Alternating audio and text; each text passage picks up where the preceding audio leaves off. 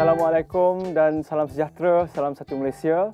Hari ini bersama saya Hafiz Arifin bagi rancangan My Menteri yang mana ianya merupakan program Bual Bicara Santai bersama dengan Menteri Kabinet Malaysia untuk kita mengetahui apakah aspirasi dan hala tuju kepimpinan. Jadi pada hari ini kita bawakan tetamu yang cukup istimewa, iaitu juga merupakan tetamu yang pertama kita untuk rancangan My Menteri, iaitu Datuk Seri Syabri Cik yang juga yang berhormat Menteri Komunikasi dan Multimedia.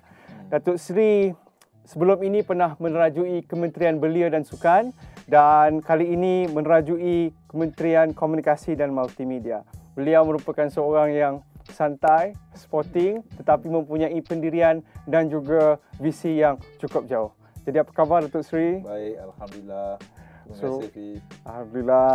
Jadi anak-anak semua.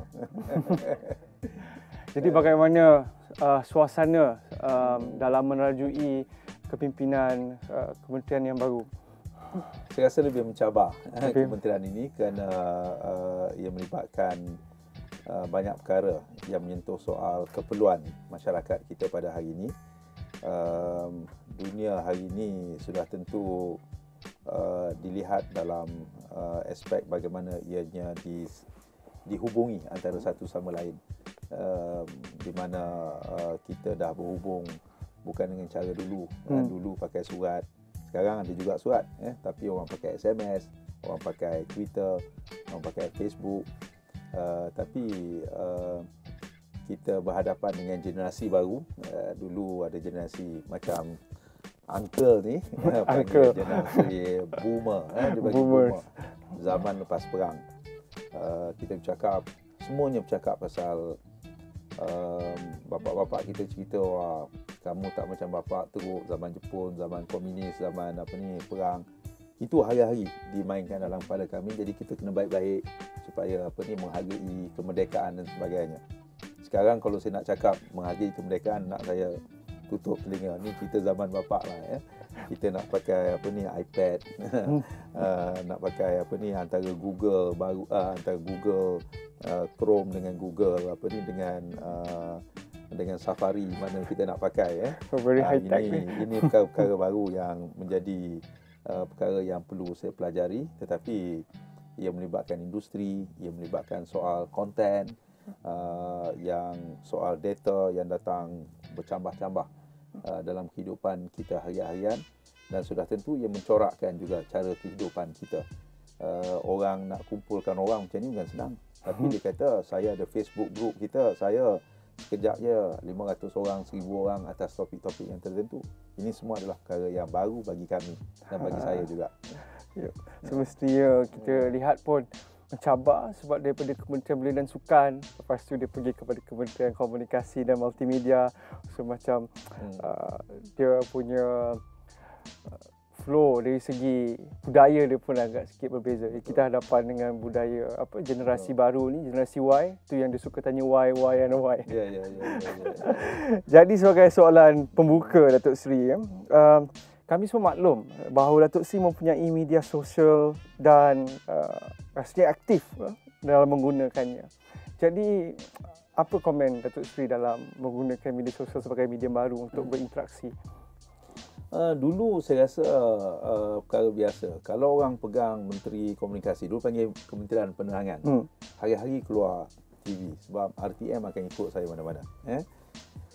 Tapi sekarang saya rasa bahawa itu adalah kaedah lama, dan mana cara saya nak berhubung menggunakan medium yang dimiliki oleh kerajaan. Bagi saya, medium milik kerajaan bukan sahaja adalah cerita tentang soal kepimpinan dan sebagainya. Yang lebih penting ialah tentang rakyat itu sendiri yang perlu diberikan pendedahan yang lebih luas. Untuk peribadi saya mesti ada medium saya sendiri. Saya kena ada Facebook saya kena ada Twitter saya, dan saya kena ikut perkembangan. Sekarang ni ada yang baru lagi, Instagram saya kena belajar dengan anak-anak saya. Instagram. Dan bagi saya ianya merupakan satu cabaran. Bila saya post sesuatu, kadang-kadang dalam masa setengah jam dah ada sampai 100 orang yang respon, dan setiap orang mengharapkan saya terus menjawabnya. ada kalanya saya biarkan dulu. Balik rumah pukul 12 malam, pukul 1 pagi baru saya start menjawab. Ada yang menjawab pada page yang sama, tapi ataupun saya terus pergi kepada akaun masing-masing supaya ini bersifat lebih personal. Mana yang sempatlah saya buat. Isteri saya marah, apa ni kerja ni, pukul 2 pagi ni tak habis lagi ni, pukul pagi dah datang lah. Jadi ini benda-benda barulah yang terpaksa saya pelajari. Mana yang mampu saya buat, mana yang tidak saya minta maaf, saya kata kepada mereka yang sudi untuk datang ke laman saya dan sebagainya. Jadi ini cukup menarik perkembangan kepimpinan negara kita, yang mana menteri kita pun dah mula untuk berjinak-jinak dengan media sosial, Twitter, Facebook, Instagram pun sama. Sekarang Instagram pun dah ada video. Lepas ni kita akan nampak Datuk Seri ada video dalam Instagram pula. Jadi Datuk Seri juga memulakan langkah untuk berkempen untuk membudayakan media sosial, kerana kita lihat pada sejak akhir-akhir ini cabaran Malaysia dalam menangani budaya dalam media sosial ini ada sedikit cabarannya. Jadi boleh berikan sedikit perkongsian apa yang sebenarnya dimaksudkan membudayakan penggunaan media sosial yang sihat. Pertamanya bila disebut saya berjinak-jinak ni macam saya liar sebelum ni. Sonok juga bila kata orang tua liar. Bagi saya cabaran yang dikatakan tadi, sebenarnya apa yang jadi perkara yang menjadi fenomena sekarang ni ialah apabila perkara yang menjadi kebiasaan dahulu dia didengari, dilihat secara menyeluruh. Kalau dulu pun ada orang sembang kedai kopi hari-hari. Sembang, sebab tu bagi chatting. Dulu pun dia kata certain ataupun software platform tertentu dipanggil Java dan sebagainya. Java Coffee, maknanya orang mulakan dengan duduk dekat kedai kopi. Orang suka chatting kedai kopi. Itu perkara biasa. Kemudian lama-lama chatting telefon, bergayut dekat telefon. Sekarang ni chatting melalui Facebook, melalui Twitter dan sebagainya. Chatting tu adalah perkara biasa. Hidup kita, manusia berikan kita fikiran, mata, telinga, lidah. Ini semua deria untuk kita berhubung. Tapi kalau kita kata jangan chatting, itu seolah-olah menafikan asas deria yang ada pada manusia. Kita tak dengar kucing berchatting, dia mengiau, memiau. Kita dengar ayam berchatting, duduk apa sebagainya. Dia ada isyarat yang tertentu. Kita kelebihan manusia chatting. Tapi kita tak boleh nak, oleh itu kita tidak boleh nak hentikan perkara ni. Jadi sebab itu orang telah mencipta budaya baru berchatting dengan menggunakan gadget kita, menggunakan device yang kita ada, dan kemudiannya boleh diperhati dan dikongsi dengan ramai orang. Ini yang menjadi, dulu saya bercakap dalam kedai kopi, orang lain tak dengar. Sekarang orang lain dengar. Dan mengumpat juga. Sebab itu marah dalam Islam tu ada satu surah pasal pasal mengumpat saja. Pasal mengumpat saja. Sebab mengumpat itu dia ada beza mengumpat dengan fitnah. Fitnah ni cerita benda yang tak betul, dosa dah. Mengumpat ni cerita walaupun mencerita keburukan orang, mungkin betul, tetapi di belakang orang tu. Dulu kita kadang-kadang masa zaman dulu sambil cari kutu dekat tangga tu dia mengumpat kan. Sekarang ni dia mengumpat secara menyeluruh, menceritakan pasal orang lain. Jadi bila menyeluruh tu menyebabkan hati sakit. Sebab itu dalam Islam pun melarang kita mengumpat. Dosa mengumpat tu lebih besar pada dosa membunuh, dikatakan begitu, dan tak boleh dimaafkan selagi kita minta maafkan pada orang tu sebagainya. Tapi ini sudah menjadi suatu perkara yang menyeluruh dalam kehidupan, dalam media sosial ini. Orang mengumpat, orang mengata, orang apa sebagainya. Tapi kita lihat itu satu aspek yang negatif. Sebenarnya aspek yang positif dalam media sosial ini banyak lagi. Kita belajar lebih mudah sekarang ni. Ada Wikipedia, ada nak refer satu perkara, dulu saya terpaksa pergi ke library. Sekarang saya tanya, Kalau kita nak buat perpustakaan awam tu relevan tak relevan lagi saya tak pasti. Sebab buku saya semua dalam iPad saya dah. Semua saya dah order online. iBook saya senang baca. Dia beli tu nampak macam kertas betul. Nak cari definition pun mudah, nak buat marking mudah apa sebagainya. Ini semua ada perkara yang baik. Kita dapat berhubung, tak payah pergi ke pejabat pos, pakai email saja. Itu perkara baik. Ada seorang pengusaha rumpai laut dekat Sabah. Dulu pendapatan dia 400. Dia boleh buat e-marketing. Sekarang ni pendapatan dia 40,000 sebulan. Ini yang perkara yang baik.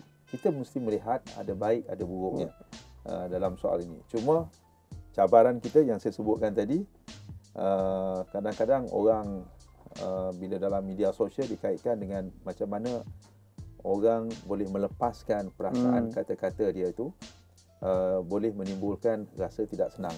Setengah tu menggunakan bahasa yang disebut vulgar, bahasa yang kasar, kesat, tak kawal. Sebab itu ada kempen kata klik dengan bijak. Kita tengok benda ni, tengoklah bijak. Kita nak nilai orang tu, dia berani tak guna nama dia sebenar. Kalau guna nama sebenar, dia bertanggungjawab. Tapi kalau tak nak guna nama sebenar, dia guna samaran lah, guna nama ni apa, itu jangan kita layan sangat. Kerana dia tidak berani untuk bertanggungjawab. Jadi ini kebijaksanaan yang perlu ditanam dan dididik di kalangan kita semua lah. Jadi inilah merupakan satu inisiatif dan cabaran baru yang perlu digalas oleh Kementerian Komunikasi dan Multimedia. Jadi Datuk Seri, kita pun suka untuk berkongsi juga untuk mendengar apa perkongsian Datuk Seri tentang fokus pembangunan Kementerian Komunikasi dan Multimedia khusus kepada pembangunan kandungan, dan juga Datuk Seri pernah menyatakan untuk menjadikan Malaysia sebagai pusat simpanan data. Jadi apa sedikit sebanyak perkongsian yang Datuk Seri boleh kongsikan dalam rancangan kita? Dua aspek yang penting di sini yang sebutkan tadi, pusat simpanan data. Data ini sekarang ni bergerak dengan begitu banyak, dan setengah itu data-data ini kita simpan dalam, kalau dulunya dalam gadget kita.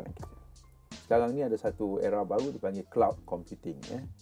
Komputer di mana data kita tidak perlu simpan dalam gadget kita. Dulu kita nak tanya bawa komputer berapa gigabyte, kapasiti berapa gigabyte, orang tak peduli dah.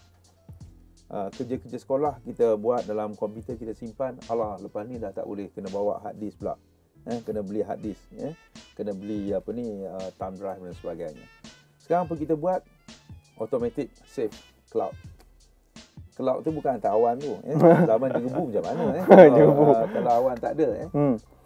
Tetapi semua itu disimpan di tempat.